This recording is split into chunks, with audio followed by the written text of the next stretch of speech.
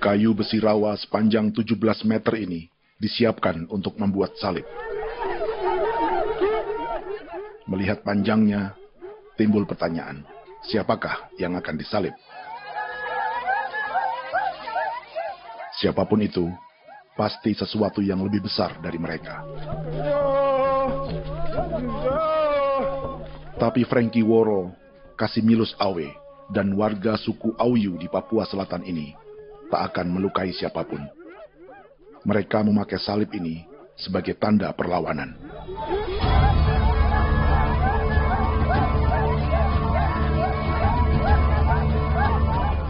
Yang mereka lawan memang lebih besar, yaitu pemerintah Republik Indonesia. Pemerintah sedang mengincar 2,5 juta hektar hutan orang Papua untuk proyek tanaman industri pangan dan energi.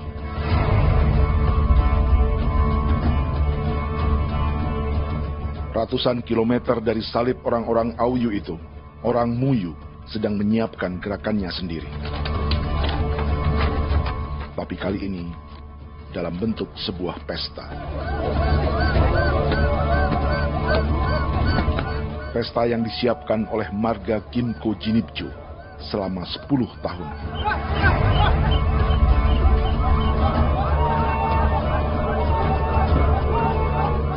Sosok di marga ini adalah Willem Kimco, orang asli Papua yang tak punya kartu identitas kewarganegaraan manapun.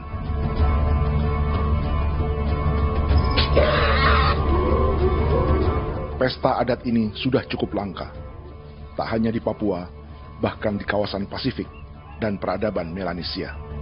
Awalnya bayarnya aneh kalau bukan. Intinya hati kau tidak lebih dan jitana ya kati kau beri barang dipo. Kau memang ambil kau kuning.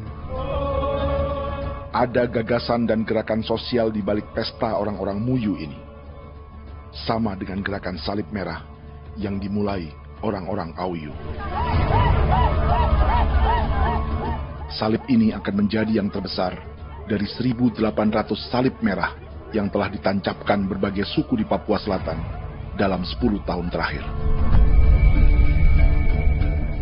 Ribuan salib merah yang dipadukan dengan palang adat adalah tanda larangan yang menyatukan unsur-unsur adat dan agama.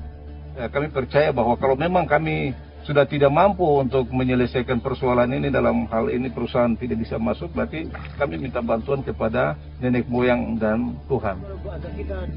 Atribut perang orang Auyu ini diukir atau dilukis, digambar di batang salib ini dengan tujuan bahwa kami larang dengan sangat keras.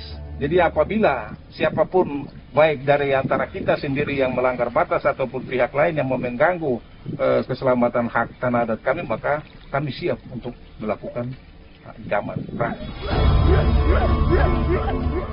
Salib-salib ini tidak ditancapkan di halaman-halaman gereja, melainkan di tanah dan hutan adat, di dusun-dusun sagu, dan di tempat-tempat yang disakralkan.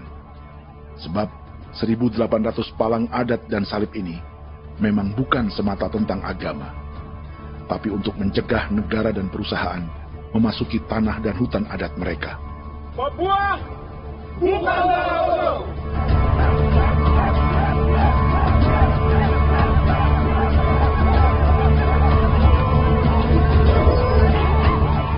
Di zaman TikTok ini, kami ingin menceritakan semua ini lewat film yang pendek.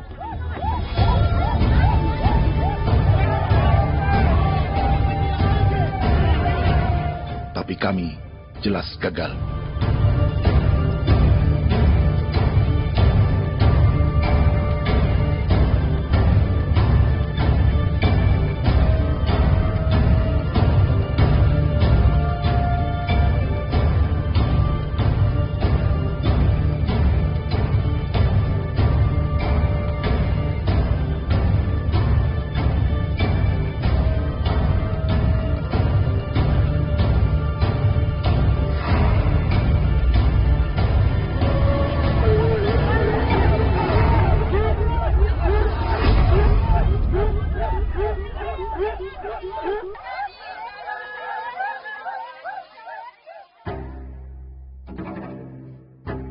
Di planet ini, ada 5 pemilik hutan hujan tropis terluas yang tersisa. Kongo di Afrika, Brazil, Peru, Bolivia, dan Indonesia.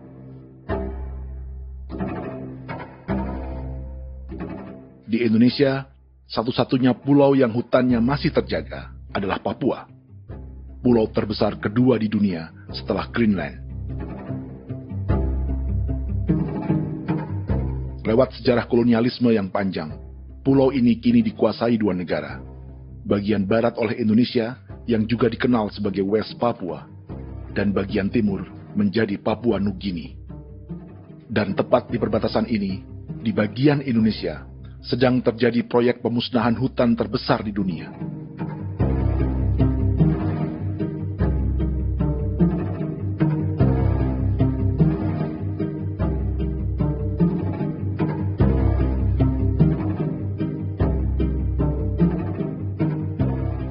Pemerintah Indonesia sedang membuka lebih dari 2,5 juta hektar hutan untuk sawit, tebu, padi, dan peternakan. Ini disebut proyek strategis nasional untuk lumbung pangan dan energi yang jadi ambisi 3 presiden. Bagian terbesar direncanakan untuk mencetak sawah seluas 1,3 juta hektar. Lalu bagian lain akan ditanami tebu seluas 560.000 hektar untuk gula dan bioetanol. Setiap liter bensin di Indonesia akan dicampur bioetanol 10% atau E10. Ada 10 perusahaan di proyek ini, dan semuanya dimiliki oleh 1 keluarga saja. Berikutnya, ada areal sawit seluas 400.000 hektar untuk biodiesel. Targetnya mencampur 50% solar dengan minyak sawit atau B50. Dan terakhir, pemerintah akan membuka peternakan seluas 380.000 hektar. Jadi, apa yang salah dengan proyek pangan dan energi ini? 5 orang Papua dalam film ini akan menjawabnya.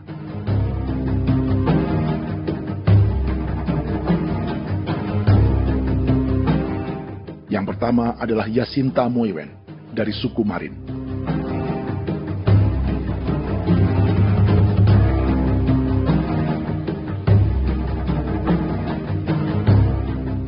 Yasinta dan warga di distrik Ilwayap di Merauke sudah menjadi korban. Hutan dan rawa sebagai sumber pangan dan ekonominya telah dihancurkan. Jalan sepanjang 135 km sedang dibuat, dan di kiri kanannya akan dicetak 1 juta hektar sawah.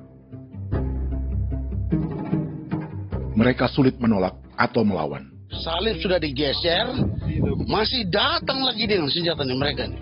Karena proyek ini juga dijaga tentara.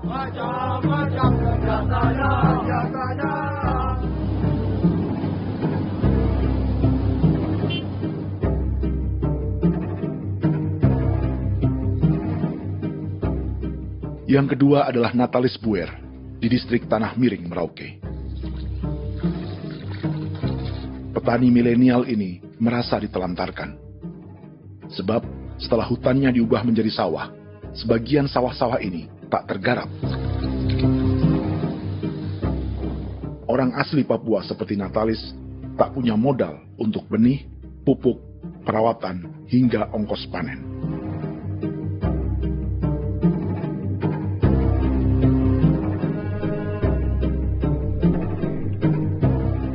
Orang ketiga adalah Vincent Kwipalo dari suku Yenan di distrik Jagebob, Merauke.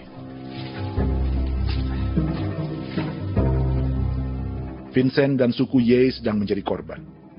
Hutan adat orang-orang Ye sedang dihancurkan untuk perkebunan tebu dan bioetanol. Tanah mereka juga diincar untuk markas-markas militer, pasukan yang akan menjaga proyek pangan dan energi ini.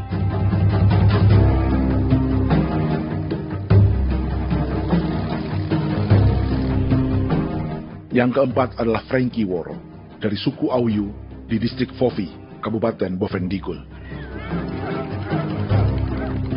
Hutan dan tanah mereka terancam perluasan perkebunan sawit untuk campuran biodiesel atau B50. Orang-orang dari suku Auyu ini adalah calon korban. Merekalah salah satu pelopor gerakan Palang Adat dan Salib Merah.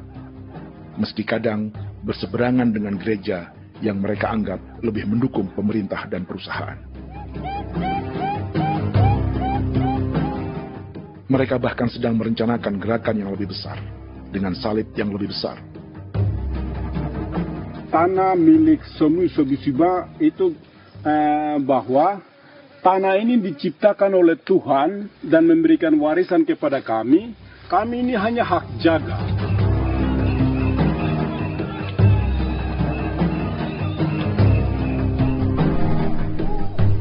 Sosok kelima adalah Willem Kimco dari suku Muyu di Bovendigul.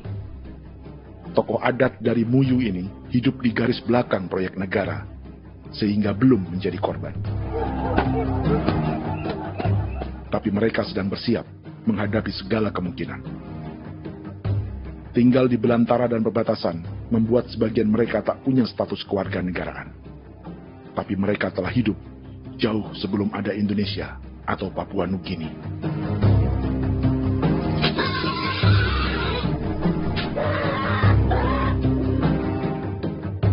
Kelimanya mewakili jutaan orang asli Papua yang sedang terancam eksistensinya. Jika kita merasa kepunahan peradaban Neanderthal di Eropa, Aztec dan Inca di Amerika, atau aborigin di Australia adalah sejarah masa lalu, film ini menceritakan bagaimana pemusnahan sebuah bangsa dan kepunahan sebuah peradaban sedang terjadi di masa hidup kita. Kepunahan bukan karena kerusakan lingkungan dan ruang hidup semata, juga karena dihantam 60 tahun operasi militer.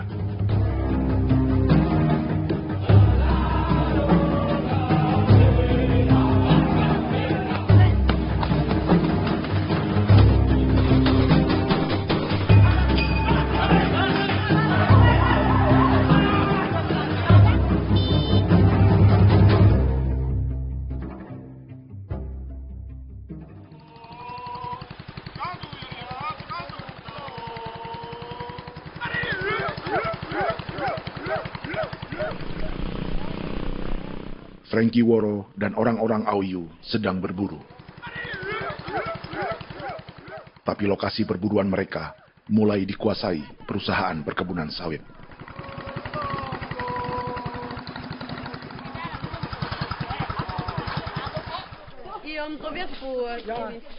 Kita akan menuju arah ke Inabusu. Di sana kami akan masuk di wilayah konsesi perusahaan PT Indo Asiana Lestari, dan di situ ya ada survei-survei mereka yang mereka pernah lakukan, tapi juga kami ada lakukan tanda-tanda saksi di sana.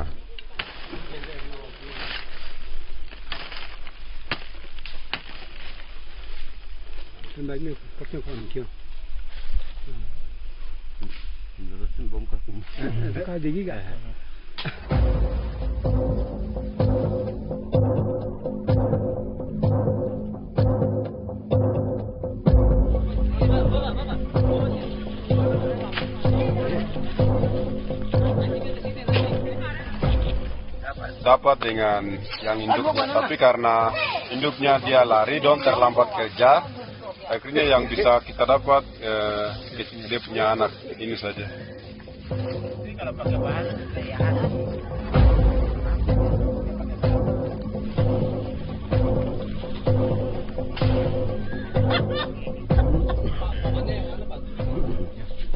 Pohon ini pohon bitanggur, dia punya kayu ini kita biasa gunakan untuk kerja perahu, dan juga kulit depu getanya itu kita pakai untuk kerja ini, panah-panah ini lem, jadikan lem ini, panah-panah.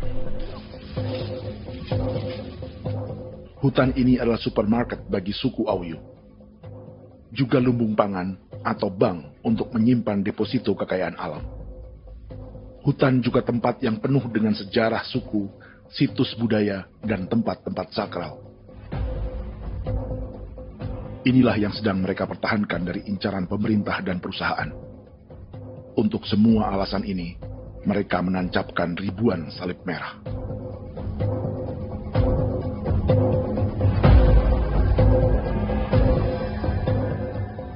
Tapi dari kampung, warga suku Auyu memberi kabar pada Frankie tentang intimidasi oleh aparat negara agar mereka melepas tanah ke perusahaan sawit dan berhenti memasang palang adat dan salib merah. Ada beberapa titik yang saya sudah siap, tetapi di sini emergensi dari saya, terutama di Kampung Sokangon, PT Damai Timber. Dia mengganggu saya dengan menggunakan kekerasan maupun pihak hukum. Dan kemarin saya ada pernyataan penolakan secara resmi, tapi masih tetap dengan menggunakan pihak hukum untuk masuk, untuk harus dituntut saya untuk harus diterima perusahaan itu. Kita di situ ada 15 marga, tetapi 15 marga juga tidak setuju. Marga-marga siapa yang terima dan marga-marga mana saja yang menolak. Nanti kita lihat dari pertimbangan itu, dan di situ dan kita undang mereka untuk bicara dengan kami. Sebagai sosok yang aktif dalam gerakan, warga Auyu terus memberi informasi lapangan kepada Frankie yang tak selalu berada di kampungnya. Itu pernyataan yang mereka paksa saya untuk tanda tangan itu, tapi sementara saya tidak tanda tangan. Data semua ada di tangan saya. Ya. Baik, kalau gitu itu lebih bagus karena tanda tangan itu yang berbahaya. Iya. Tanda tangan itu yang lebih berbahaya karena sekarang ini modern dan canggih, dan itu yang mereka biasa pakai untuk tipu muslihat. Mereka biasa pakai itu di tanda tangan itu. Betul. Dari Bambisa juga di Sofia dia masuk untuk memaksakan kami marga untuk harus menerima perusahaan itu. Tapi kemarin kami sudah menolak. Babinsa nama bosku. Babinsa di sini nama bosku. Oh, ya. Itu yang sekarang strategi militer yang sekarang mereka pakai. Jadi yang penting masyarakat itu yang benar-benar mau menolak siap dukung ketua marga siapa yang nanti tampil. Ini adalah peta konsesi sawit untuk biodiesel dalam proyek strategis nasional. Dan di distrik Fofi inilah, orang-orang Auyu hidup dari sungai dan hutan. Tapi Frankie di Bovendigul masih lebih beruntung. Setidaknya dibandingkan Yasinta Moyen di Merauke yang sudah kehilangan hutan dan rawanya.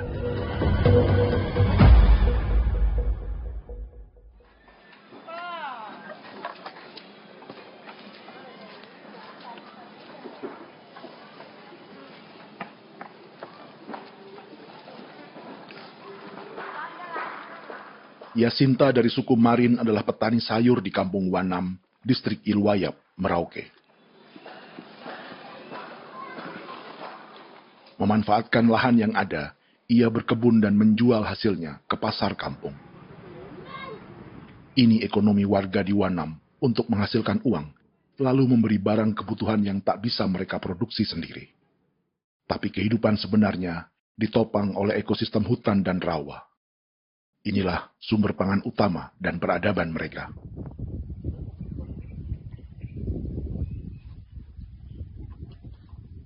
Namun ketenangan ini diusik ketika tiba-tiba pada Mei 2024, di Pelabuhan Wanam datang ratusan alat berat untuk proyek pangan dan energi pemerintah.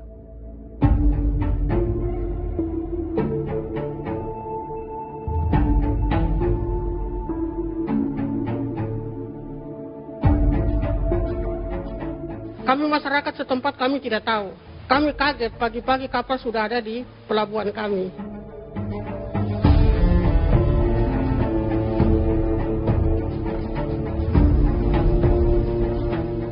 Yasinta Moywen atau Enrika Gebze dan warga lainnya tak pernah diajak bicara atau dimintai pendapat. Seakan-akan Papua adalah tanah kosong. Kita suka kaget yang dong bawa turun alat berat dong bawa turun, kita kaget masyarakat. Dorang subongkar itu kayu-kayu.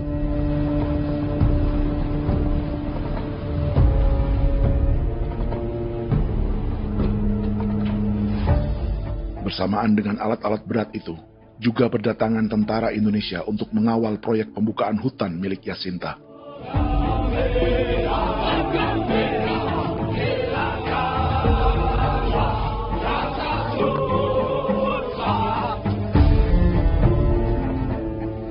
Ribu alat berat didatangkan dari Cina ke Papua oleh perusahaan bernama John Lin Group sebagai kontraktor pemerintah. Ini disebut sebagai pesanan eskavator terbesar di dunia dengan nilai 4 triliun rupiah. Misinya membuka hutan dan rawa milik orang Marin, salah satunya untuk membangun jalan sepanjang 135 km. Sementara di kiri kanannya akan dicetak sawah yang ditargetkan seluas 1,3 juta hektar. Jalan berupa garis lurus ini bukan rute tradisional ekonomi masyarakat.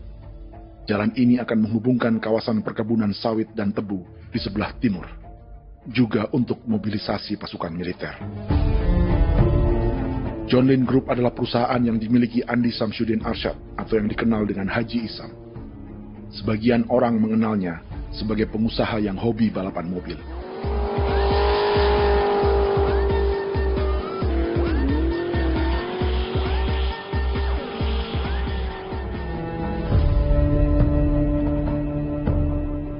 Tapi di Kalimantan, ia berbisnis batu bara, perkebunan sawit, pengolahan karet, penerbangan, perkapalan, dan biodiesel. John Lin Group kini juga menjadi pemilik perkebunan tebu dan pabrik gula terbesar di Indonesia. Sayapnya melebar dari Kalimantan hingga ke Bombana, Sulawesi Tenggara. Perkebunan tebu, pabrik gula, dan industri bioetanol inilah yang juga sedang dikembangkan di Papua. Foto ini adalah momen ketika Isam bersama kerabatnya, Menteri Pertanian Amran Sulaiman dan Menteri Pertahanan Syafri Samsudin, meluncurkan program biodiesel atau B50 di Kalimantan Selatan. B50 artinya, setiap 1 liter solar, 50%-nya akan dicampur minyak sawit. Perusahaannya, PT John Lin Agroraya, menjadi salah satu pemainnya.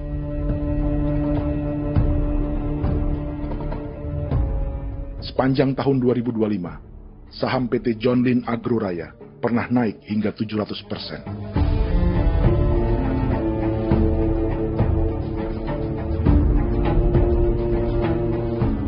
Perusahaan sawitnya yang lain, PT Pradiksi Gunatama, sahamnya bahkan pernah naik 4.000% hanya dalam 1 tahun. Dari harga saham ini saja, nilai kekayaan keluarga Isam diperkirakan mencapai 100 triliun rupiah lebih, menjadikannya salah satu keluarga terkaya di Indonesia dan salah satu pemain penting industri bioenergi. Dan di Papua Selatan inilah sebagian sawit-sawit untuk mendukung program B50 akan ditanam. Inilah tanah orang-orang Wambon, Muyu, Marin, Yei, atau Auyu seperti Frankie Ward.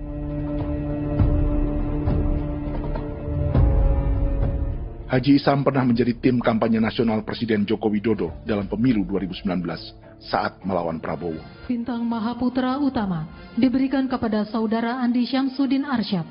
Beliau berjasa luar biasa dalam mendorong pertumbuhan ekonomi daerah maupun nasional. Setelah menjadi presiden, Prabowo memberi gelar kehormatan Bintang Mahaputra Utama pada Isam.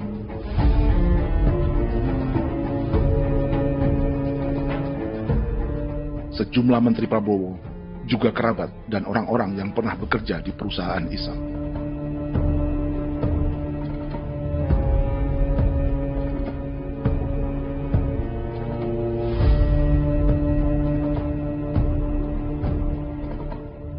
Lawan sebesar inilah yang sedang dihadapi Jacinta di kampung Wanam, Merauke.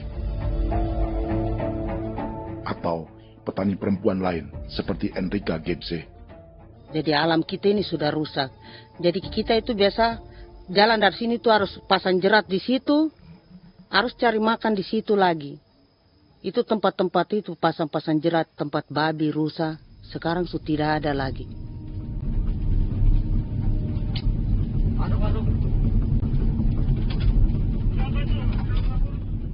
Rekaman ini memberi gambaran bagaimana Kasuari kehilangan rumah di bekas hutan dan rawa yang telah dibabat.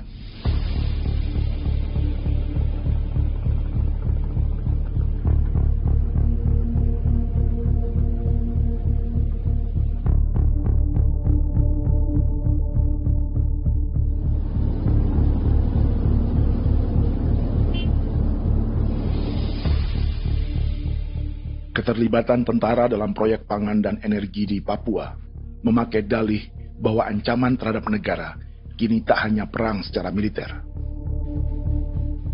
tapi juga melalui pangan dan energi.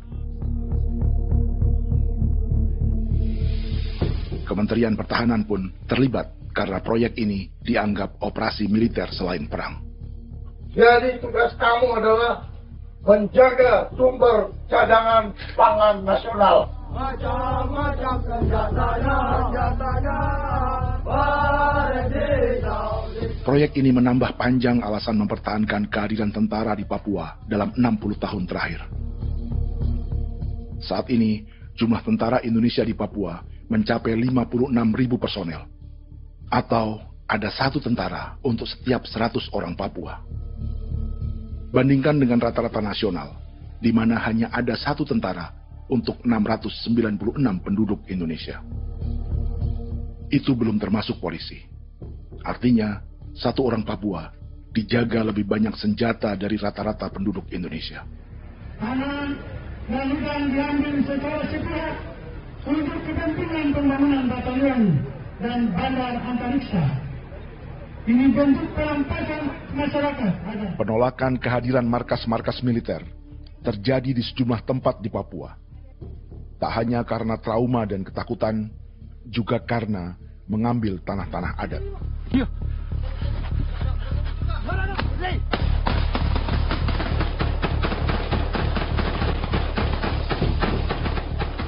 Salah satu alasan mengapa militer terus ditambah di Papua, karena masih ada perlawanan dari Organisasi Papua Merdeka atau OPM selama 50 tahun terakhir.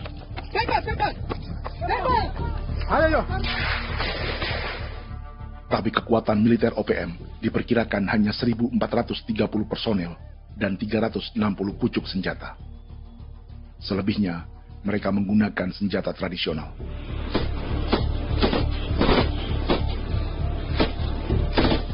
Dengan demikian, kekuatan tentara dan polisi di Papua 58 kali lebih besar dari gerilyawan Organisasi Papua Merdeka.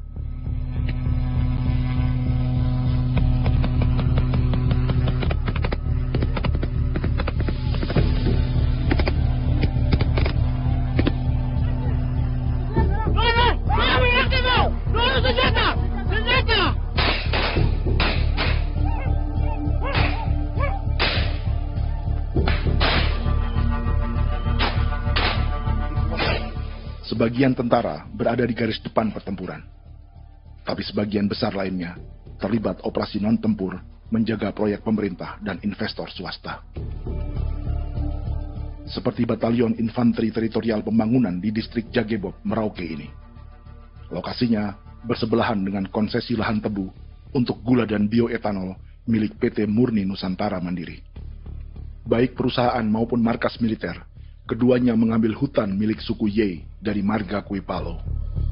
Tapi dorong datang, tanam ini saja di sini, tanam papan nama ini. Victor Kuipalo menunjukkan apa yang terjadi. Jadi kita juga kaget ini. Nah, kalau ini papan nama ini memang, ini papan nama ditanam tapi bukan haknya mereka yang ini. Ini hak kami di sini, hak dusun kami, marga Kuipalo yang punya hak dusun ini. Setelah memasang patok, alat berat mulai bekerja untuk membangun markas militer di tanah orang Ye.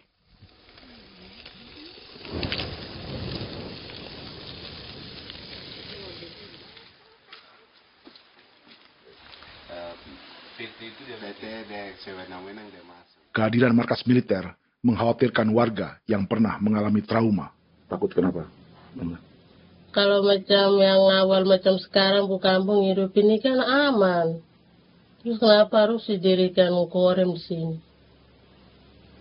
Bukankah dengan adanya Korem semakin aman ada tentara di sini?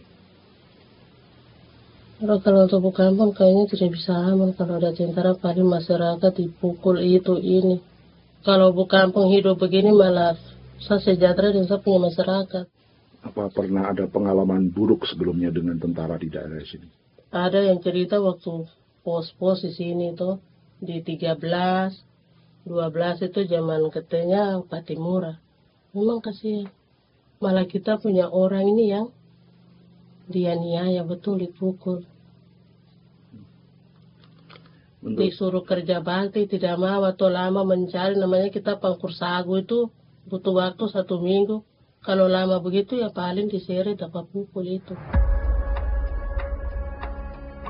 Operasi militer Indonesia di Papua dimulai tahun 1962 lewat Operasi Trikora.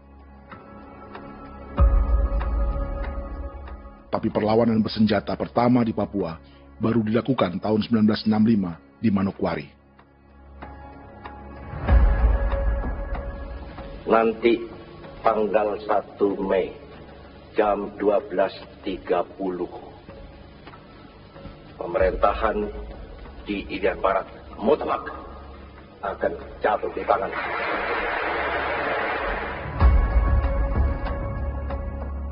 Sejak itu, selama 60 tahun, operasi militer untuk menaklukkan Papua terus dilakukan. Salah satu operasi militer paling berdarah adalah Operasi Wibawa untuk memenangkan Indonesia dalam jajak pendapat tahun 1969. 643 orang tewas di Paniai. Lalu disusul 4.146 korban tewas antara tahun 1977 hingga 1978.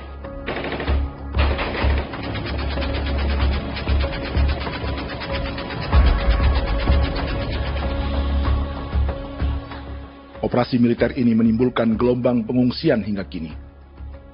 Dewan Gereja Papua mencatat 103.000 orang menjadi pengungsi pada tahun 2025 dan nyaris tak diberitakan media-media Jakarta.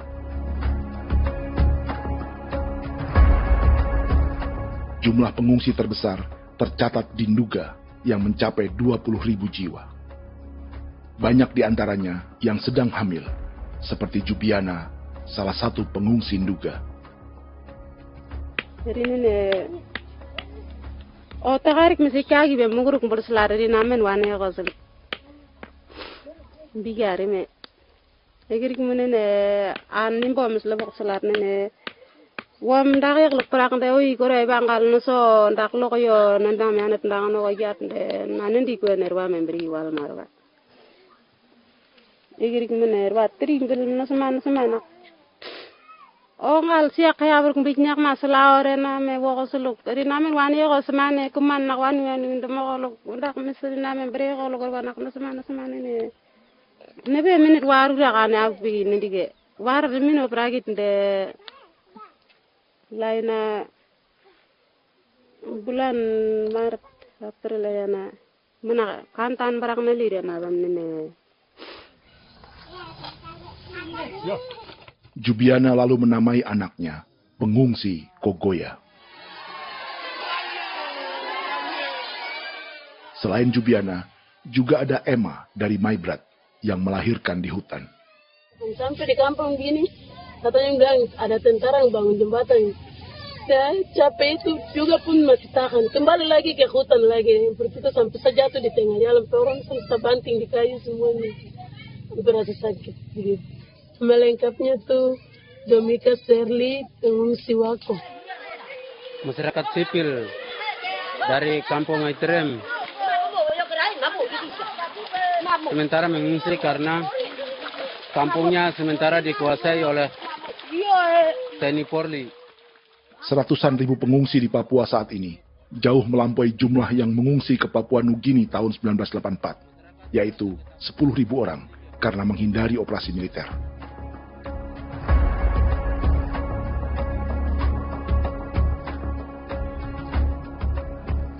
Bersamaan dengan operasi militer, eksploitasi sumber daya alam Papua juga dilakukan sejak masuknya tambang emas dan tembaga Freeport pada tahun 1967.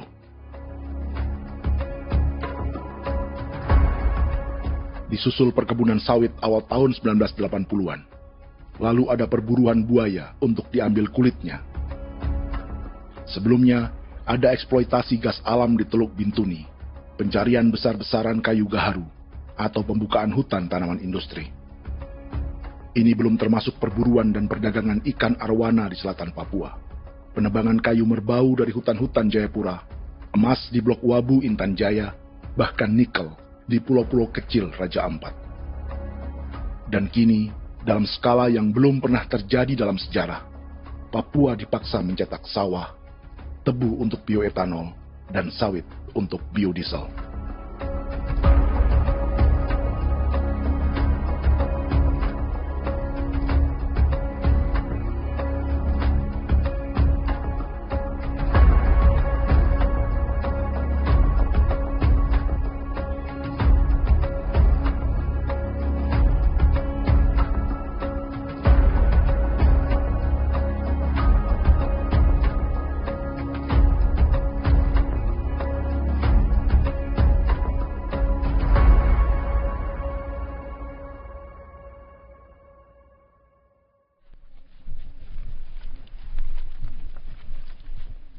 Inilah yang sedang menimpa keluarga Vincent dan Victor Kuipalo di Merauke.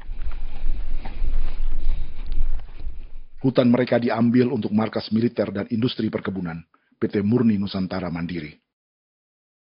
1 dari 10 perusahaan yang diberi konsesi untuk menanam tebu dan memproduksi gula serta bioetanol seluas 52.000 hektar.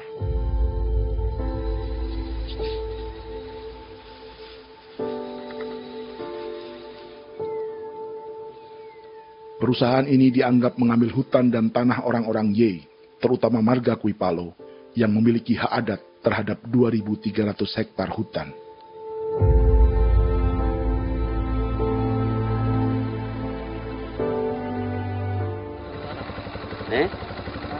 Tentara? Tentara. Oh iya, tentara.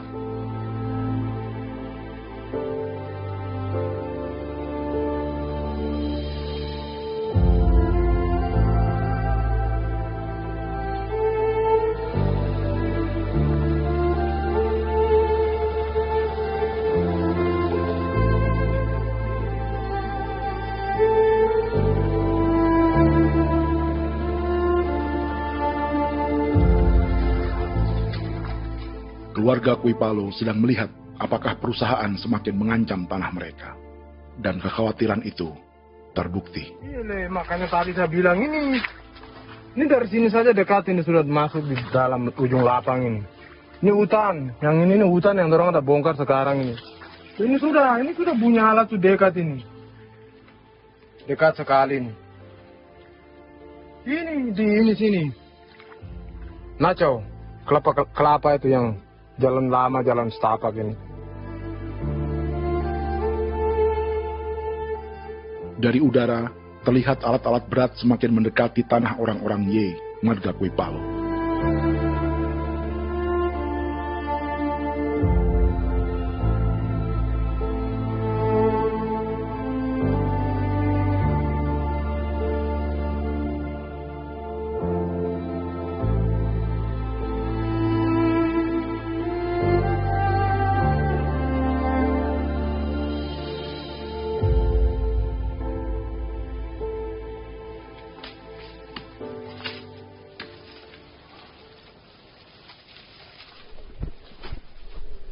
Keesokan harinya, Victor dan kerabatnya memberi tanda cat merah di pohon-pohon yang berada di batas tanah mereka.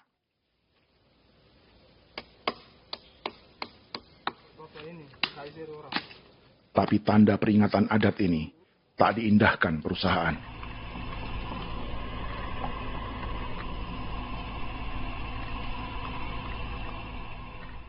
Dua bulan kemudian, perusahaan tetap memasuki tanah marga Kuipalo. Sama-sama. Kami manusia, kau lihat. Tapi tidak sakit hati sekali saya katakan. Ini sama baik kalau tapi tidak berubah lagi. Kami juga punya tangan, hanya beda rambut. Mister itu juga. Woi, buka. Tidak.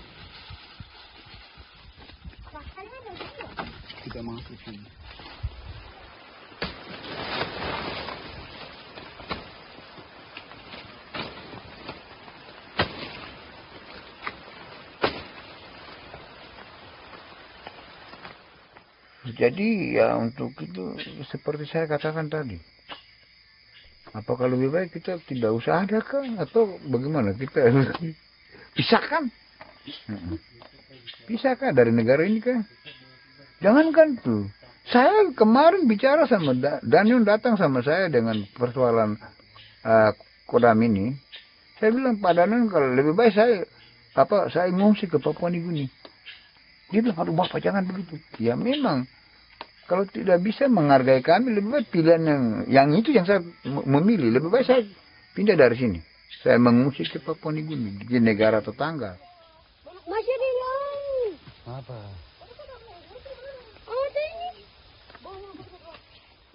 Saya bilang sama Kapolsek Pak Agustus ini 17 Agustus saya tidak kasih naik bendera merah putih. Saya bendera ada, nanti saya taruh di meja. Bendera saya ada. Karena saya punya pikiran percuma kita ini merasa bahwa kita hidup di bawah naungan merah putih. Ternyata merah putih tidak lindungi kami. Tidak anggap kami sebagai kami rakyatnya. Dia lambang negara. Dan kami menghargai lambang negara itu. Ternyata lambang negara ini kita bernaung di bawah lambang negara ini. Kita tidak dilindungi. Hak kita tidak dihargai.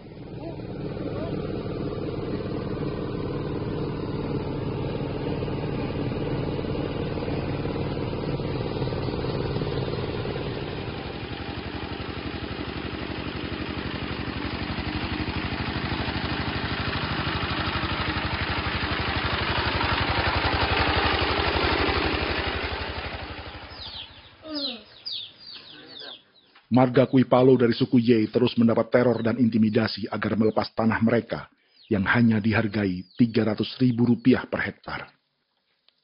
Tapi mereka tidak berjualan tanah. Makanya mama itu tidak suka untuk lepas tanah. Untuk apa? Baru kita baru di dalam hutan itu ada obat-obat tradisi.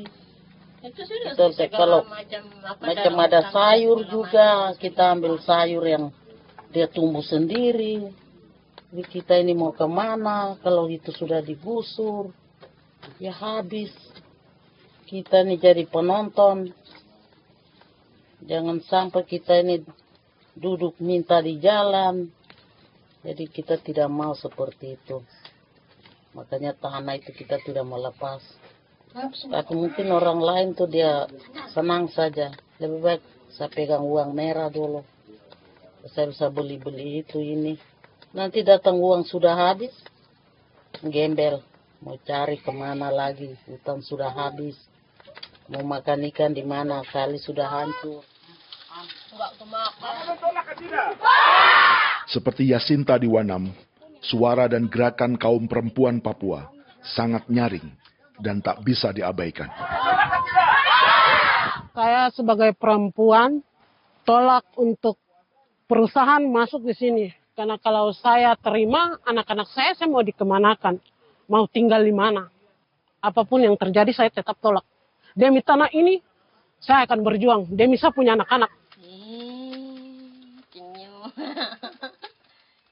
Yang katanya mengutamakan anak Papua, nyatanya yang kerja kebanyakan ya orang-orang Jawa. Saya sendiri orang Jawa, tapi bukan mau bicara yang tidak-tidak. Memang kenyataannya seperti orang-orang Papua itu diterbelakangkan, kurang diutamakan, gitu.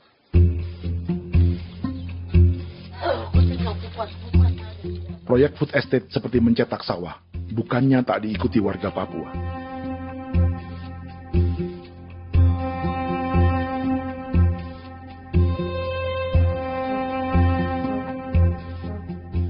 Salah satunya Natalis Buer di distrik Tanah Miring, Merauke.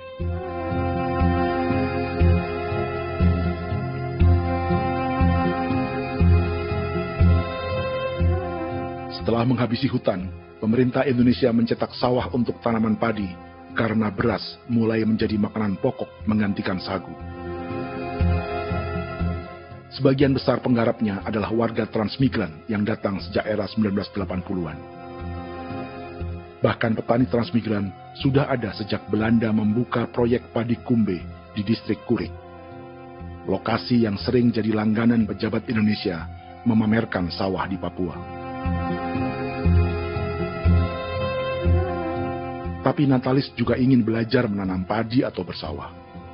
Namun ia kesulitan karena dibutuhkan modal untuk benih, pupuk, hingga pemeliharaan dan panen. Lalu sawah-sawah ini pun mulai dikuasai pendatang.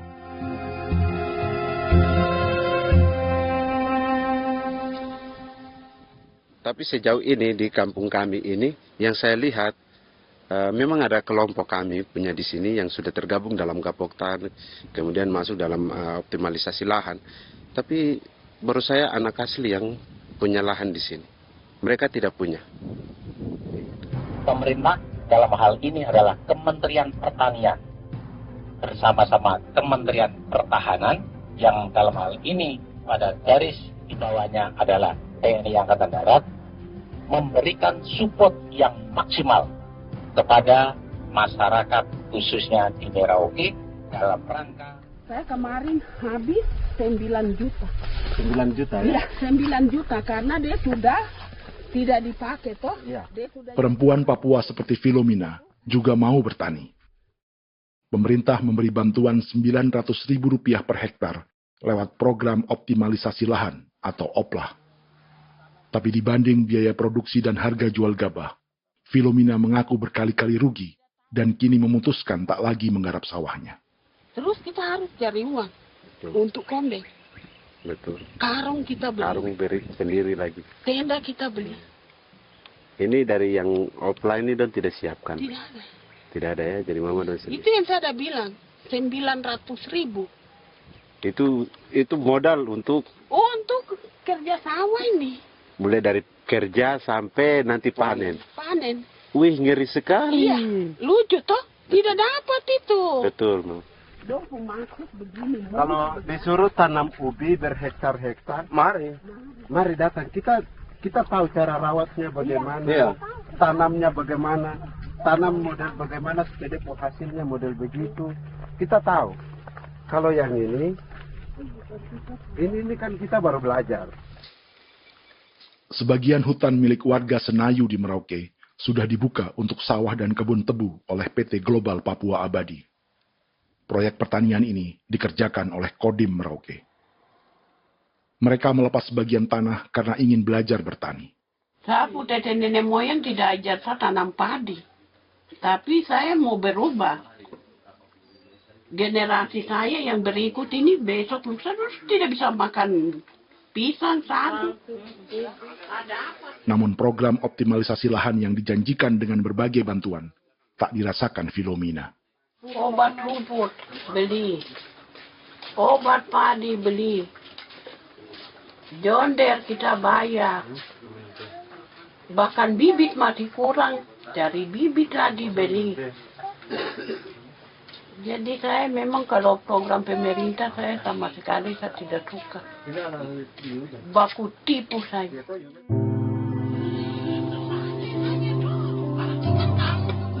Mereka merasa ditinggalkan sendiri, jatuh bangun belajar bertani padi. Sementara sumber pangan dan air yang semula mudah didapat, kini telah berganti sawah dan kebun tebu. Dulu kita masih bisa jalan, nanti masak di kali, pakai air kali. Minum pakai air kali. Sekarang, kok mau masak? Tidak ada air, sudah susu, mau minum tidak bisa. Sudah dengan obat. Drone semprot tebu itu saja drone. Drone yang semprot. Saya lihat gitu. Jadi kita bukan drone yang terbang di atas untuk disemprot. Dong lempar pupuk di bawah ya dia mengalir ke kali. Mengalir ke kali, ke rawa-rawa.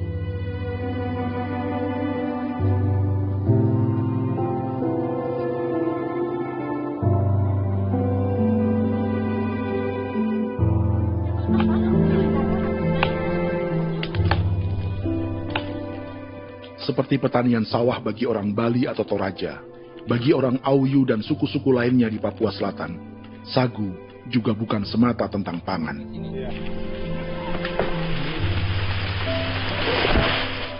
Bagi orang Auyu dan Marin, sagu adalah kerabat, sosok orang tua, sosok nenek moyang yang harus dijaga dan dilindungi. Lagi bikin apa Mama ini, Mama? Pakai toko itu sagu.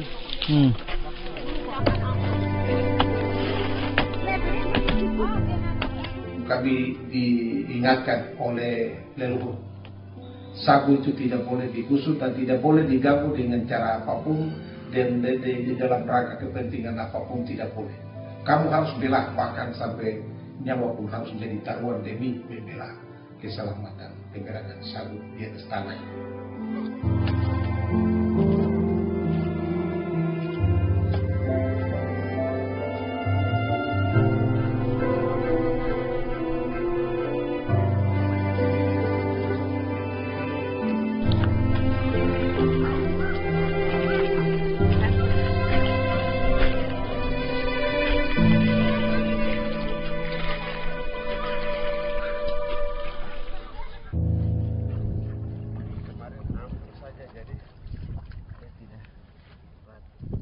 Menurut Natalis, pemerintah di Jakarta mendefinisikan lumbung pangan semata urusan beras dan mencetak sawah. Sebenarnya orang Papua itu bukan tidak bisa bertani. Kami tanam ubi itu bagian dari pertanian. Nah, pertanian yang dimaksud oleh pemerintah itu harusnya selalu, itu kalau bisa pemerintah harus spesifikkan. Pertanian apa yang dimaksud? Pertanian tanam padi atau pertanian tanam ubi, petasan dan lain-lain. Ini yang harus dispesifikkan dulu. Begitu, sehingga tidak menjustifikasi kami orang asli Marin bahwa kami tidak bisa bertani. Bukan. Kami buka kebun besar-besar di sana, bahkan bermeter-meter, ratus-ratus meter pakai sekop, bukan pakai ekskavator, tapi ini pakai sekop. Itu pertanian, begitu. Bagi Natalis, alih-alih memaksimalkan sawah-sawah yang sudah ada untuk petani Papua, pemerintah selalu membuka hutan baru, seperti dikerjakan perusahaan John Lynn Group dan melibatkan tentara. Padahal, sejarah keterlibatan militer dalam proyek food estate atau cetak sawah adalah sejarah kegagalan yang bertubi-tubi 4 presiden selama 30 tahun terakhir.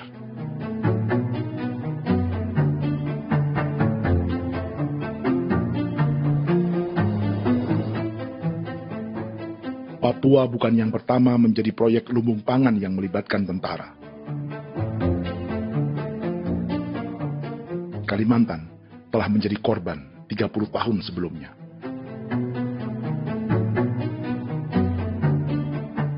Ini adalah bekas hutan yang sudah dibuka di Pulang Pisau, Kalimantan Tengah. Tahun 1996, di era Presiden Jenderal Soeharto, ia menghabisi 1 juta hutan di lahan gambut untuk mencetak sawah demi memenuhi ambisi swasembada beras, bukan swasembada pangan. Hutan tropis Kalimantan dihabisi dalam skala yang belum pernah terjadi dalam sejarah. Di bawah rezim militeristik, tak ada yang berani melawan keinginan Soeharto, termasuk orang Dayak seperti Kuneng. Nggak bisa dihalangi itu. Nggak boleh dihalangi. Ya kalau ada kata-kata aja menghalangi, sudah kita diseret ke kepolisian dulu. Atau bisa langsung di PKI-kan. Iya, di PKI-kan gitulah. Jadi kita tuh nggak berani apa-apa dulu tuh. Apa maunya aja. Misal bilangnya A. Setahun setelah pengundulan hutan skala besar itu, tahun 1997, untuk pertama kalinya Kalimantan mengalami kebakaran lahan dan kabut asap terbesar dalam sejarah.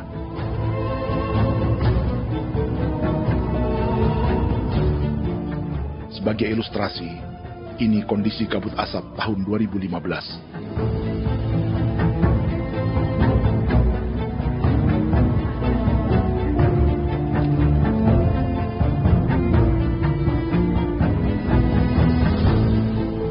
Proyek 1 juta hektar sawah Jenderal Soeharto itu gagal. Bendungan dan saluran irigasi mangkrak hingga kini. Mei 1998, rezim Soeharto tumbang, 2 tahun setelah ia menumbangkan jutaan hektar pohon di Kalimantan. Setiap tahun, lokasi ini menyumbang kebakaran dan kabut asap yang merugikan jutaan orang. Sawah yang berhasil di Kalimantan justru bukan sawah yang dibangun Jenderal Soeharto, melainkan yang dirintis para transmigran sejak era 1980-an. Sawah-sawah inilah yang ikut digarap oleh militer di era Presiden Joko Widodo. Dan hasil dari proyek food estate Presiden Jokowi itu sama sekali jong nih, nggak ada harapan lagi sudah seperti ini. Tapi Jokowi terus memperluas area food estate hingga 16.000 hektar. Presiden Jokowi juga menyerahkan urusan lumbung pangan ini kepada Prabowo yang saat itu menjadi Menteri Pertahanan. Salah satunya di Kabupaten Gunung Mas, Kalimantan Tengah, untuk membuka perkebunan singkong seluas 31.000 hektar. Food Estate Singkong Jenderal Prabowo ini dimulai dengan membuka 600 hektar hutan di Tawai Baru. Proyek singkong untuk bioetanol ini pun dijaga tentara. Dan seperti Jenderal Soeharto, proyek Jenderal Prabowo ini pun gagal.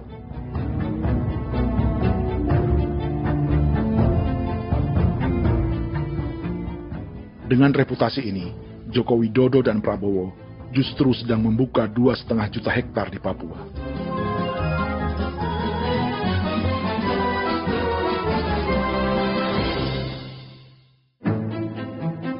Setelah Jenderal Soeharto, Presiden Jenderal Susilo Bambang Yudhoyono juga mencoba membuka food estate di Papua sejak tahun 2010. Namanya Merauke Integrated Food and Energy Estate atau MIFE. Proyek ini juga gagal. Lalu di lokasi yang sama, Jokowi berusaha meneruskan dengan proyek mencetak sawah 1,2 juta hektar yang juga gagal. Sekarang yang paling siap adalah 1,2 hektar.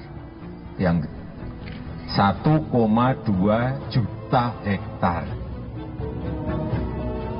Dan kini, Prabowo yang pernah gagal dengan 600 hektar singkong di Kalimantan justru akan mengulangi di Papua dengan skala 2,5 juta hektar. Di daerah Papua pun harus ditanam kelapa sawit supaya bisa menghasilkan juga BBM dari kelapa sawit.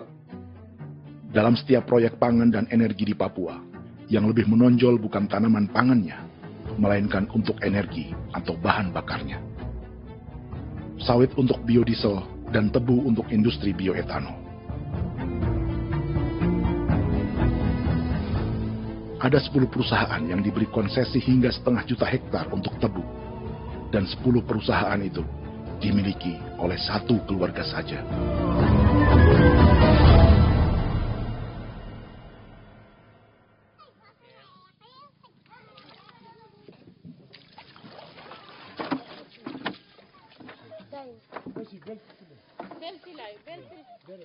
Para perempuan Auyu di Bovendigul akan berangkat memancing. Priska Beni membantu menyiapkan perahu.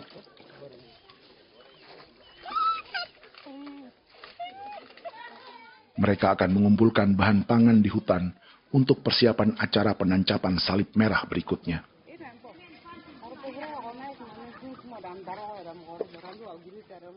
Priska sudah mengambil posisi memancing.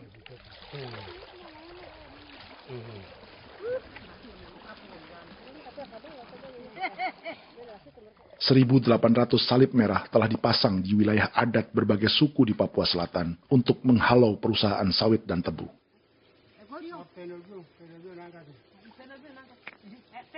Maria Tebung yang paling muda datang membawa hasil. 2 ekor ikan gastor alias gabus toraja. Sebagai generasi Z, pendidikannya sampai sekolah dasar. Di perusahaan perkebunan seperti sawit atau tebu, ijazah SD hanya bisa menjadi buruh kasar. Tapi ia tak tertarik.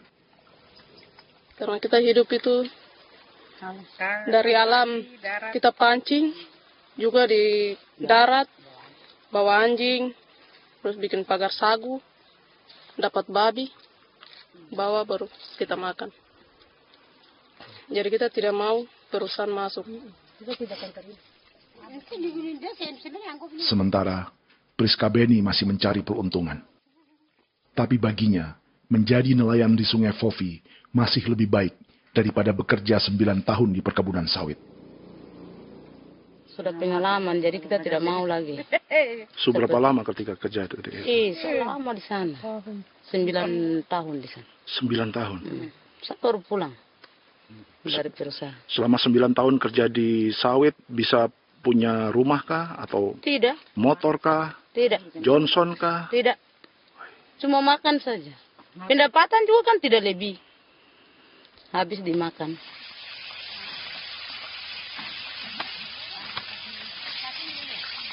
Satu minggu libur berapa hari? Tidak libur. Minggu tetap kerja? Tetap kerja. Tidak bisa ke gereja? Hari Minggu kerja. Hari Minggu juga kerja. Dia tidak mengenal agama perusahaan itu. Di grup perusahaan sawit Korindo, Priska digaji 2 juta rupiah per bulan dan tinggal di mes karyawan. Tapi gaji itu dipotong bahan makanan atau BAMA rata-rata 1 juta rupiah setiap bulan.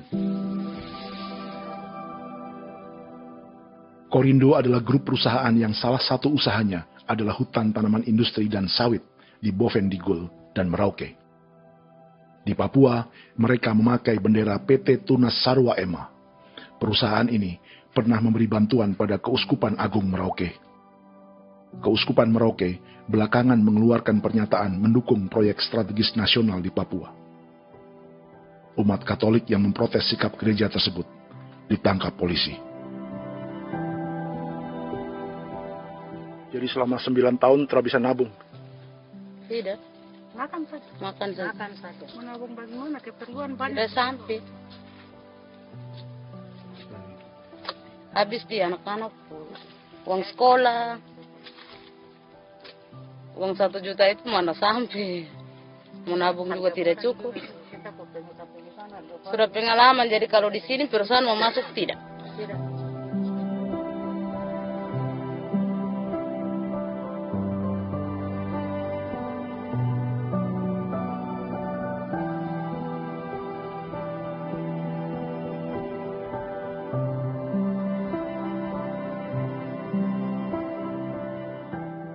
Dan menu makan siang seperti ini agaknya sulit bagi buruh sawit atau tebu yang digaji 2 juta rupiah per bulan.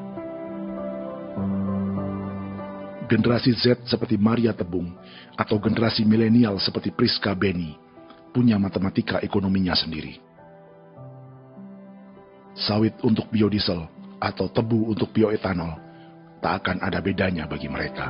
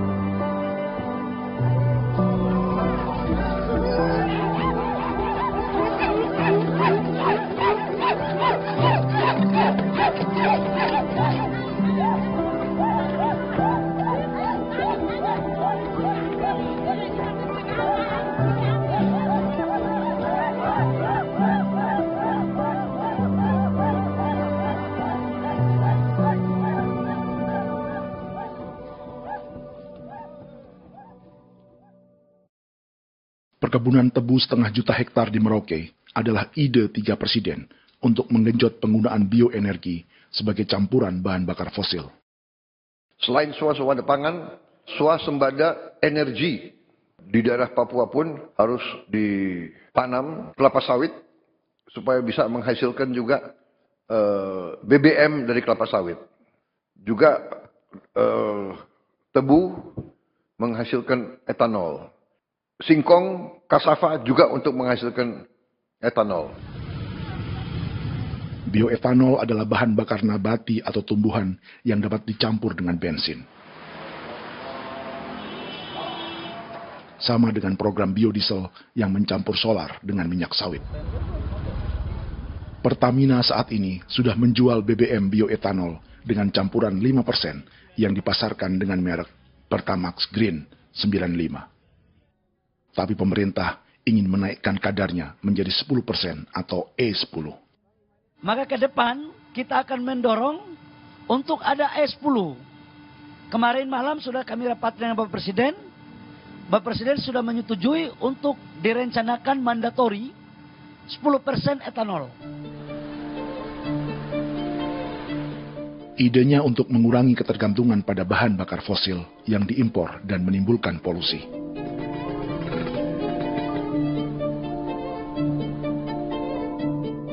Tapi bioetanol bukannya tak mengorbankan lingkungan, hutan, rawa, dan manusia. Karena program E10 membutuhkan 7,3 miliar liter bioetanol, maka lahan yang dibuka untuk menanam tebu bisa mencapai 1,3 juta hektar. Sementara saat ini, luas perkebunan tebu di Indonesia hanya 500 sampai 600 ribu hektar. Artinya, butuh lahan baru hingga 800 ribu hektar untuk menanam tebu. Dan 500 ribu hektar diantaranya sedang dibuka di Papua. Hutan yang tadinya untuk menumbuhkan pangan, berubah jadi tanaman untuk bahan bakar di jalanan. Kecepatan pulihnya hutan beradu dengan jumlah dan kecepatan kendaraan di jalanan.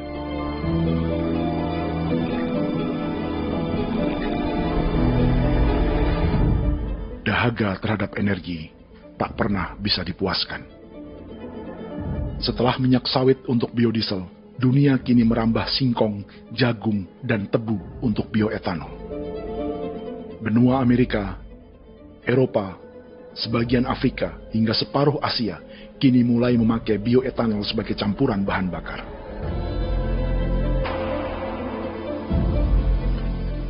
Selain perebutan lahan, masa depan dunia juga dibayangi semakin mahalnya harga pangan karena persaingan antara perut manusia dengan tangki kendaraan. Ini adalah lokasi perkebunan tebu dan bioetanol PT Murni Nusantara Mandiri yang mengancam tanah Vincent Quipalo dan orang-orang Ye di Merauke. Beberapa kilometer di selatan adalah PT Global Papua Abadi yang mengancam tanah orang-orang Muyu dan Marin. Dua perusahaan ini adalah bagian dari 10 perusahaan yang mendapat konsesi lahan untuk tebu dan bioetanol di Merauke. Batas konsesi mereka bahkan sama dengan batas negara Indonesia dengan Papua Nugini. Salah satu ciri bahwa peta konsesi ini dibuat di Jakarta dari atas meja. Sama seperti kolonial Inggris dan Belanda ketika mereka membagi pulau Papua dengan garis lurus pada abad 19. Seakan Papua adalah tanah kosong. Bedanya, meski peta konsesi ini mengatur batas 10 perusahaan, tapi perusahaan-perusahaan ini sebenarnya dimiliki oleh satu keluarga saja. Ini nama 9 dari 10 perusahaan tebu dan bioetanol di Merauke, Papua.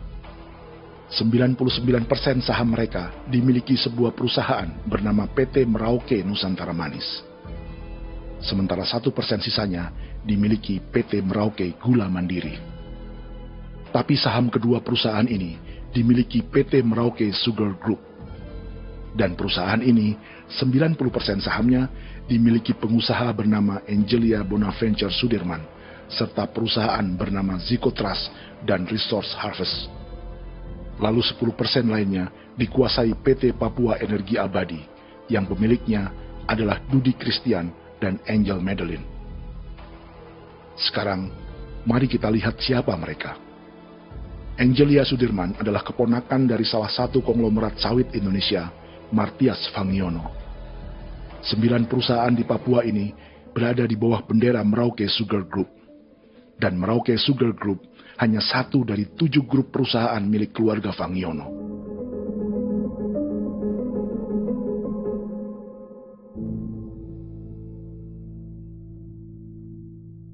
Ini Martias Fangiono.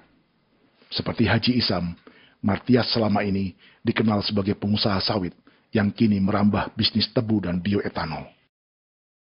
Ini momen saat penanaman perdana tebu di Merauke bersama Presiden Joko Widodo Juli 2024. Di sini juga ada anak Martias Fangiono, yaitu Wirastuti Fangiono. Wirastuti adalah salah satu yang menonjol dari keluarga Fangiono. Tahun 2025, Forbes mencatatnya sebagai konglomerat termuda dengan kekayaan 23 triliun rupiah yang mengendalikan 2 grup usaha, FAP Agri dan Surya Dumai Industri. Keduanya adalah perusahaan sawit dan biodiesel. Anak dan bapak ini adalah investor utama bagi Jokowi dan Prabowo untuk proyek tebu dan bioetanol di Papua. Sementara yang ini adalah mertua Sitorus, pemilik raksasa agribisnis dunia, Wilmar International, yang juga memegang konsesi sawit di Papua lewat berbagai perusahaan. Tapi mertua kini memakai bendera baru, yaitu KPN Corporation, atau Karunia Prima Nastari. KPN inilah yang memiliki kelindan bisnis dengan keluarga Fangiono untuk proyek tebu Merauke. Apalagi, grup Wilmar yang didirikannya juga pemain gula utama di Australia. Tahun 2010, Wilmar membeli 100% saham perusahaan gula terbesar Australia, Sucrogin. Akuisisi senilai 1,5 miliar dolar Amerika ini langsung menjadikan Wilmar pemain tebu terbesar kelima dunia. Sebagian bibit tebu yang ditanam di Merauke adalah varietas yang dikembangkan Lembaga Riset Gula Australia atau Sugar Research Australia.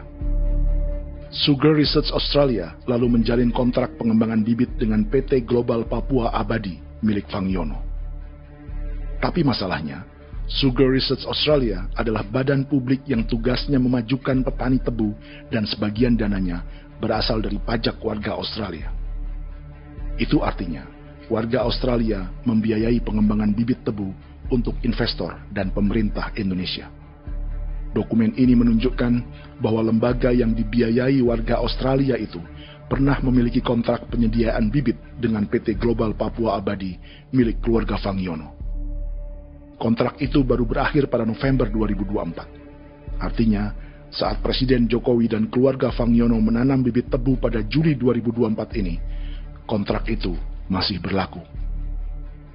Nama lain dalam keluarga ini adalah Siliandra Fangiono, yang pada tahun 2024 dijuluki Raja Sawit Termuda dengan kekayaan 39 triliun rupiah dalam catatan Forbes. Ia mengendalikan grup First Resources. Secara umum, keluarga Fangiono memiliki 20 perusahaan di Sumatera, 32 perusahaan di Kalimantan, 1 di Jakarta, 2 di Singapura, dan 25 perusahaan di Papua. Di Papua, perusahaannya tersebar dari Sorong, Mapi, hingga Merauke. Para politikus dan pejabat Indonesia terus membesarkan konglomerasi, meski Martias Fangiono pernah divonis 1,5 tahun penjara karena kasus pembalakan liar dan kebun sawit ilegal tahun 2007. Sementara tahun 2022, Wilmar terlibat kasus korupsi ekspor minyak sawit dan divonis mengembalikan kerugian negara 11,8 triliun rupiah. Tumpukan uang ini disebut sebagai pembayaran dari grup Wilmar yang diterima secara simbolis oleh Presiden Prabowo pada Juni 2025 lalu. Tapi peran raksasa biodiesel dan bioetanol dunia ini belum akan surut di Indonesia. Bahkan sebaliknya. Sebuah dokumen presentasi bisnis dari Wilmar International Limited pada tahun 2010 ini bisa menjadi petunjuk. Presentasi ini bagian dari proses pembelian 100% saham raksasa tebu Australia, Sucrogin.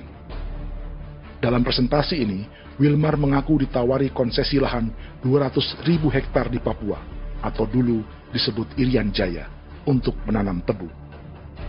Dengan penerbangan hanya 2,5 jam dari kantor Sucrogin di kota Townsville ke Merauke, Wilmar akan mengawinkan bisnis gula dan bioetanolnya menjadi pemain dunia. Dan lokasi yang diincar oleh Wilmar adalah distrik Ilwayat di Merauke, kampung halaman Yasinta Moiwen. Dan persis disinilah, 14 tahun kemudian, ribuan eskavator John Lynn Group milik Haji Isam mulai membuka hutan sebagai kontraktor pemerintah. Presentasi dan gagasan ini dibuat oleh Wilmar pada Juli tahun 2010. Sebulan kemudian, Agustus 2010, pemerintah Presiden Susilo Bambang Yudhoyono meluncurkan proyek Lumbung Pangan dan Energi Merauke atau Merauke Integrated Food and Energy Estate. Targetnya membuka lahan 1 juta hektar dalam 5 klaster yang masing-masing 200.000 hektar. Angka yang sama dengan presentasi Wilmar. 5 tahun kemudian, 2015, giliran Presiden Joko Widodo yang mau melanjutkan proyek pangan dan energi 1,2 juta hektar. Menjelang pensiun sebagai presiden, Jokowi kembali menggencarkan proyek ini dan melibatkan Prabowo sebagai Menteri Pertahanan. Jokowi lalu mendukung Prabowo sebagai presiden berpasangan dengan anaknya, Gibran Rakabuming Raka sebagai wakil presiden. Kini, setelah menjadi presiden, giliran Prabowo yang melanjutkan proyek bioetanol dan biodiesel dengan memobilisasi militer dan melibatkan pejabat-pejabat yang juga para elit partai koalisinya.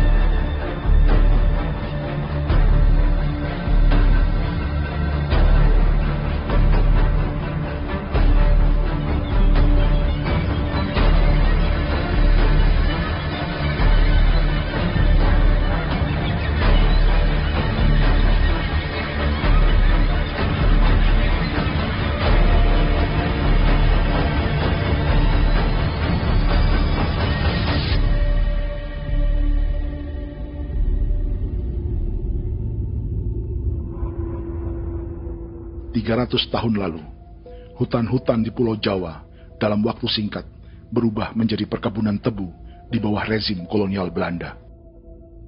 Orang Jawa menjadi buruh dan petaninya dipaksa menanam tebu. Dari kolonialisme dan politik tanam paksa itu, Belanda memperkaya negara dan para investornya. Tak puas membuka hutan untuk perkebunan di Jawa dan Sumatera, kolonial Belanda menanam tebu hingga di Suriname dan mengerahkan ribuan orang Jawa sebagai buruh pada tahun 1890. Inggris yang sudah menguasai negara seluas India dan Papua Nugini pun masih menanam tebu jauh di tengah Samudra Pasifik, di tanah orang-orang Fiji. Lalu memindahkan puluhan ribu orang India menjadi buruh di sana. 200 tahun sebelumnya, ratusan ribu orang Afrika bahkan diperbudak untuk bekerja di perkebunan-perkebunan tebu Spanyol dari selatan Eropa hingga Karibia, Kuba, atau Jamaika. Jika dulu tebu menjadi gula atau emas putih, kini cerita kolonialisme tebu berlanjut di Papua untuk bahan bakar nabati atau bioetanol. Dan seperti semua cerita tentang kolonialisme, akan ada yang berpesta dan ada yang membayar. Dalam setiap cerita pesta kolonialisme, baik di Jawa, Karibia, atau di Papua, selalu melibatkan para elit lokal, dari pejabat, perwira, hingga agamawan.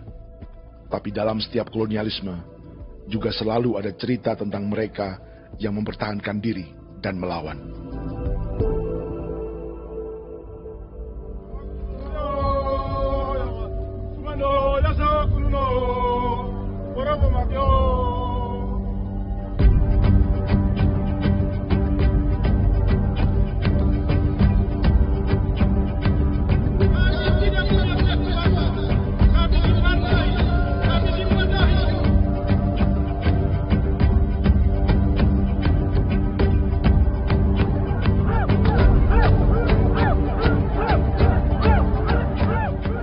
Sejarah Gereja Katolik banyak pemimpin-pemimpin yang adalah, tanda petik itu adalah Judas-Judas juga.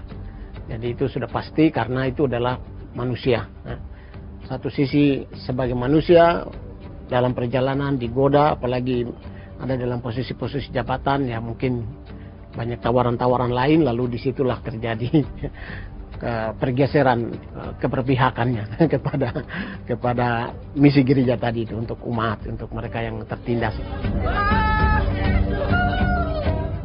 Orang kirim ekskavator, orang kirim tentara, orang kirim polisi. Pukul kami bukan pencuri, kami tidak pernah mencuri orang barang. Kami tidak pernah menangis ke orang lain. Kami tidak pernah menangis ke kita Bapak Mama, kami menangis kepadamu. Tuhan kami lemah. Puji datang ini jadi kuiya. Orang lain datang ke bangsa kami, ke wilayah kami untuk kasih habis kami.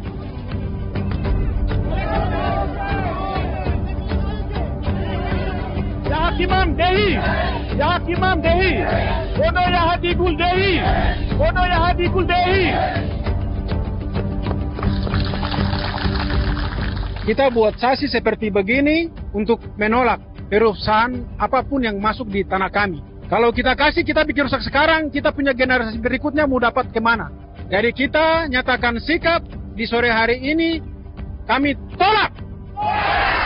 Apa yang dilakukan pemerintah untuk PSN adalah kejahatan. Pemerintah bagian dari kejahatan, aktor perusak dan pembunuh terhadap negara, terhadap alam, hutan, terhadap manusia. Jadi negara jadi aktor pembunuh. Jadi Pilatusnya siapa? Negara, pemerintah Jakarta ini. Tanah Wiu bukan kosong. Masyarakat adat kami jaga. Perusahaan tolak. Biar asal.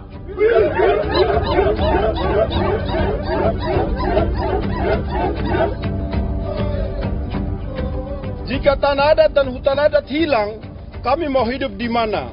Maka di sini saya mau bilang, negara jangan tipu-tipu kami lagi.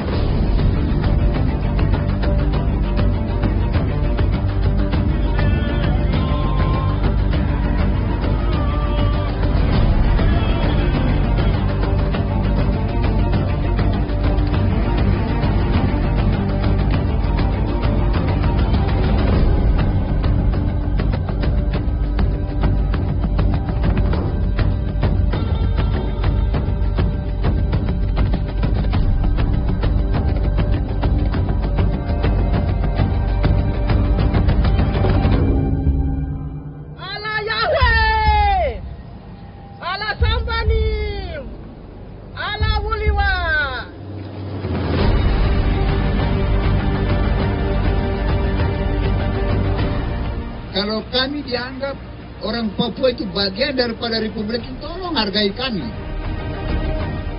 Dengan adanya PSN, PT John Hindrook yang sudah menerobos tanah kami dan hutan kami, merusak alam kami. Itu yang kami datang ke Jakarta jauh-jauh dari Papua. Kami mau bersuara kepada Bapak Presiden Prabowo Subianto, di mana keadilan untuk masyarakat Papua. Tolong lihat masyarakat Papua yang sudah mati. Kami bersepakat menyatakan, 1. Gereja-gereja di Indonesia mendukung masyarakat adat yang menolak proyek strategis nasional di tanah Papua. 2. Gereja-gereja di Indonesia menolak militerisme dan otoritarianisme di Indonesia.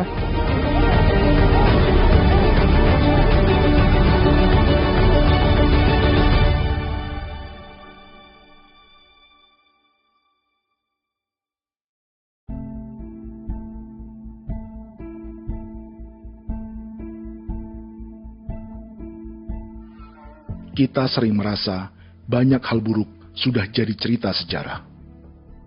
Dan kita sekarang hidup lebih baik, lebih beradab, atau mustahil melakukan kejahatan seperti di masa lalu. Kita tidak lagi menghukum mati orang dengan memenggal kepalanya. Kita menembaknya atau menyuntik racun agar tertidur dan mati. Tapi ada hal-hal yang tak berubah. Salah satu pembantaian yang kuat di ingatan kita adalah kejahatan Nazi atau genosida di Rwanda. Padahal pembantaian juga sedang terjadi di masa kita, seperti di Gaza, Palestina. Penghancuran sebuah peradaban seperti Indian di Amerika atau aborigin di Australia juga kita anggap masa lalu. Sekarang kita merasa lebih baik dan lebih toleran. Padahal proses penghancuran bahkan pemusnahan yang sama sedang terjadi terhadap bangsa Melanesia di Papua. Begitu juga dengan praktik kolonialisme. Kita merasa penjajahan seperti dilakukan Portugis, Inggris, atau Belanda sudah menjadi sejarah. Dan Indonesia tidak mungkin menjajah. Padahal itulah yang sedang terjadi dan dirasakan di Papua.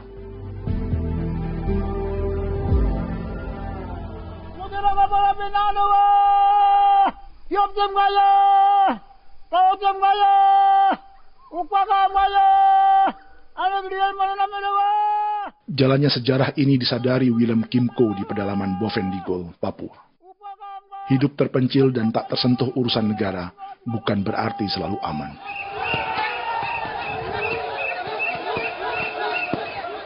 Untuk sampai di tempat ini, orang-orang Muyu menempuh 2 hari berjalan kaki mengarungi hutan, lembah, dan sungai. Termasuk mereka yang datang dari perbatasan Papua Nugini. Mereka berkumpul untuk memenuhi undangan pesta adat yang disebut Awon Atatbon atau Pesta Babi.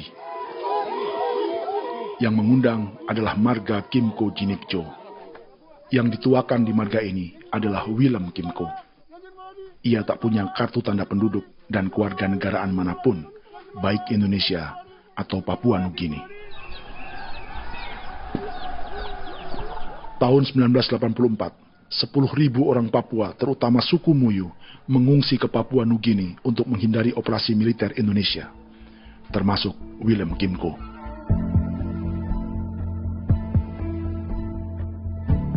Apa yang membuat pesta adat ini istimewa?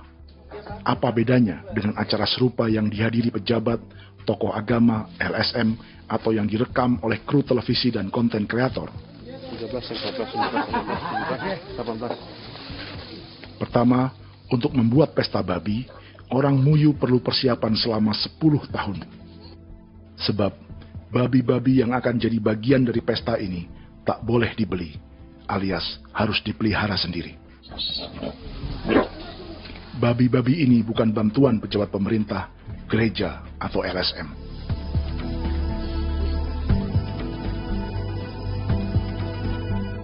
Yang kedua, babi-babi ini tidak dipelihara di kandang.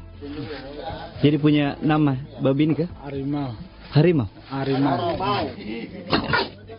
Dia kulit dengan ini bulu di harimau, macam harimau begitu dia kasih nama harimau. Setelah diberi nama, mereka dilepas liarkan di hutan sejak kecil. 10 tahun kemudian, jika tiba saatnya pesta, para pemburu akan mencari mereka di dalam 479 hektar hutan milik marga Kimco. Suku atau marga lain tak akan mencurinya di hutan, karena mereka sudah punya babi dan wilayah masing-masing. Itu artinya, mereka harus tetap menjaga dan mempertahankan hutannya, agar babi-babi bisa hidup. Demikian juga dengan lahan pangan mereka, yang menumbuhkan sagu, keladi, atau aneka sayuran.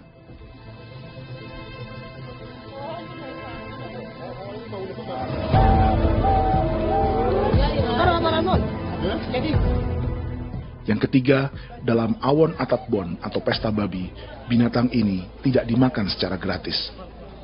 Setiap marga atau klan dalam suku Muyu akan membayar jerih payah tuan rumah menjaga hutan dan memelihara babi.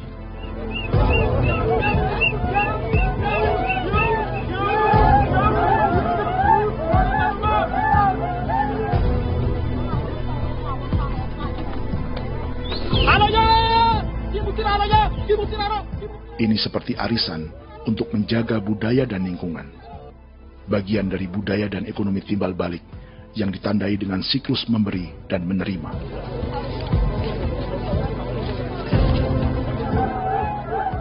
Ini juga cara orang Muyu membangun dan memperluas aliansi.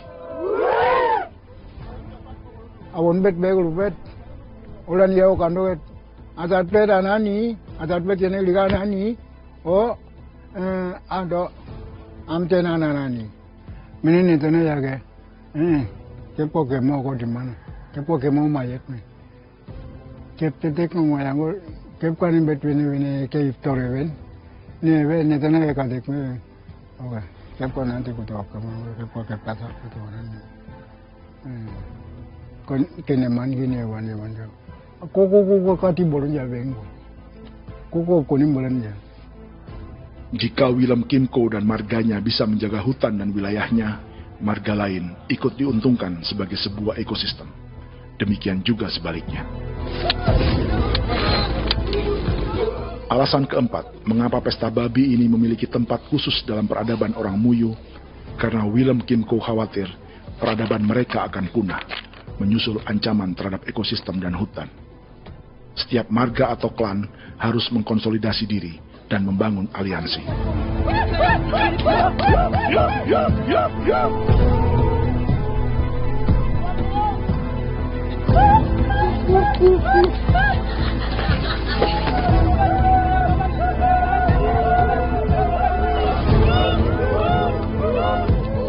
Kekhawatiran Willem dan orang-orang Muyu tak berlebihan. Ruang hidup mereka bersinggungan dengan proyek bioetanol dan biodiesel pemerintah Indonesia. Mereka juga tahu apa yang telah dan sedang menimpa suku lain seperti Auyu di Bovendikul atau Yainan dan Marin Anim di Merauke.